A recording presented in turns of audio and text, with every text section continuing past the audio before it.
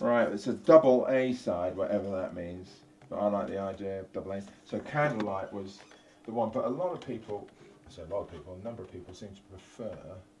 Oh, I've got to change the speed, haven't I? That won't sound right. Is that right? Let's try that.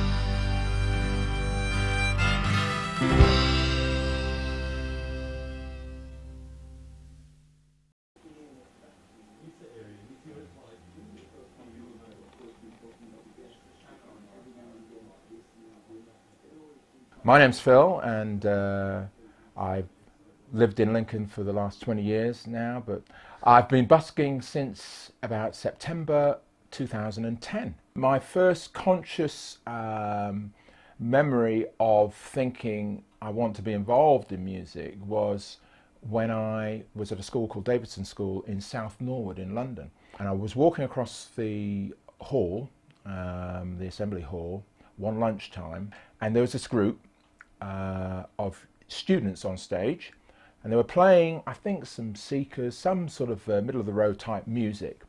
And I remember thinking to myself, I would have been 13 or 14 at the time. I remember thinking to myself, this sounds fantastic, and these people are making this music. And I thought to myself, I want to be able to do that. And almost immediately, I started to think, oh, I've got to get a guitar, I've got to, get an instrument, and got to start then. And that would have been 1970, about probably March or April. So in Lincoln, anyone can busk, but you're expected to abide by certain, basically common sense and decency, really.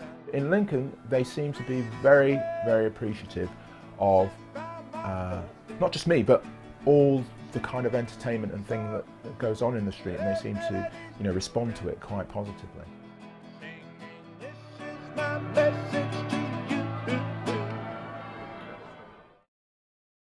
In 1973, 74, I went to Wimbledon School of Art, where I met a guy, Steve Gibbs, and he was a really good guitarist. So we managed to hook up into a group, and for a while there we were kind of recording stuff. I was doing my own stuff, individual stuff, and then we were doing stuff as a group. Anyway, so my brother provided the funds for me to record this record, Candlelight, and on the other side recorded a song called They're Poisoning.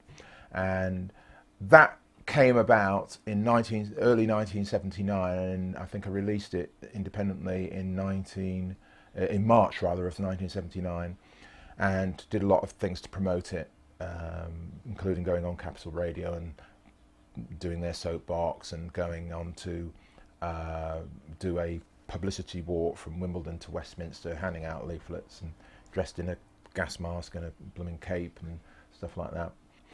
We got a bit of interest, I think, from Ireland Records, and they more or less said, oh, go out and get involved, go out on the road for a while and, build up a bit of a fan base, if you like, or following or whatever, and then, we'd probably be interested. Anyway, I was involved in the church at that time, and for me, the idea of going out on the road, I used to keep Saturdays as a Sabbath as opposed to a Sunday, and I couldn't really take on that lifestyle of going out on the road, as it were. So reluctantly, in a way, I was at a dichotomy. I withdrew from the group. I said to them, look, I'm going to have to, I can't really pursue this, and there's a lot of disappointment all around, including on my part, and I agonised about the decision, but I thought it was the right decision. And then I had the opportunity of going to America and studying over there, doing a degree in theology and liberal arts, you know. And when I was there, I had the opportunity to teach at the college where I was studying, just doing a basic art class, because I qualified as an art teacher.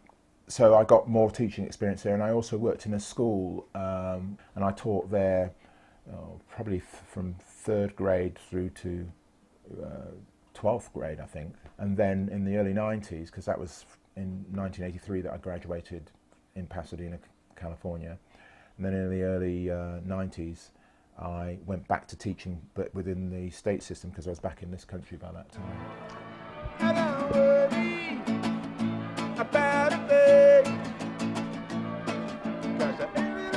I don't really actually know a lot about him, to be honest. I've just sort of seen him this summer.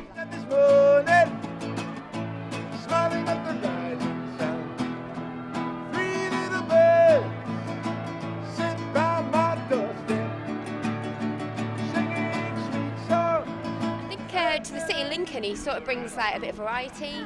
Yeah, he's like quite quick with his music. I like him, yeah. So the weather is a big factor as a busker. If you get cold and wet and damp, that's going to affect, you know, your performance, but also it affects people's attitude. You see, you know, that people sometimes just aren't in the mood, however cheery you might be. It's different if it's like the winter and it's like you know, like the Christmas market's coming up and I'm due to play there. That's different. So in a general sense, the weather. Then, of course, you've got the occasional oddball. Now, most people look at me and think that I'm an oddball, and they'll probably be right. I try to be quite genial and you know, accommodating, because I always think to myself, well, look, I'm imposing myself on them or the community. Why shouldn't I expect them to, you know, reciprocate? So I do try to be quite patient, but sometimes people do try to be patient. So there's that. And then you just get the odd nutcase, and that can be a bit disturbing.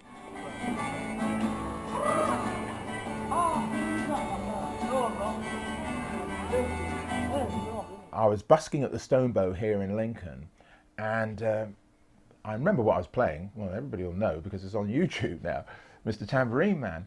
And I was getting into it there, and then suddenly I felt my hat go off. I'm still playing, and I don't chase after him. One reason, I've got all my gear in front of me and the money and everything. Secondly, I thought he was just joking, and he'd turn around and bring it back, which, you know, if I did something like that, I thought, oh, you know, it's a bit of a laugh, a bit of a prank, turn around, bring it back. No, just disappeared into the distance. So I thought to myself, well, I know it's just a hat, but I'm not having it. I'm going to call the police. I said to myself, well, I'm not only going to do that, I'm going to put it up on... I went to my sons afterwards. I said, I tell you what I'm going to do. I'm going to put it on YouTube. That's what I'm going to do. And so it all kind of took off from there. And then Look North saw the story, and they rang me the morning that it appeared in the Echo. Cool, can we film? So they came here, actually, and filmed in here. And then that went on their programme. And quite a number of people, because it was on YouTube, recognised the guy and got in touch with me and whatever.